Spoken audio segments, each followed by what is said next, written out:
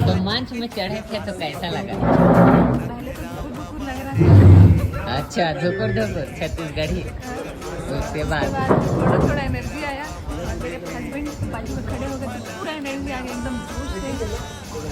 बहुत मजा आया, लोगों का प्यार मिला। छत्तीसगढ़ी में बोलना चाहिए, खबर नहीं। तो तुला डर लगा त्रिस की नहीं लगा त्रिस से मंच में चढ़े था? तरासी लगा रही से।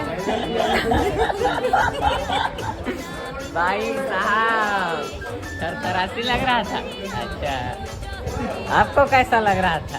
तो कलेजत निकल गई फिर तान धर के लगा आधा समझन भाजी पूछ के कर कलेजा निकाल रही थी। नहीं आला कान हो गए भाजी कहाँ है भाजी उधरे पर बुलाए रहे तो तो गड़बड़ हो गई। सारी आदत इतना वो वाला कान हो जी। अच्छा, तो आप मन के बहुत बहुत स्वागत है मोर चैनल में। लेना खाऊं नहीं इतनी बोला कहीं चल मैं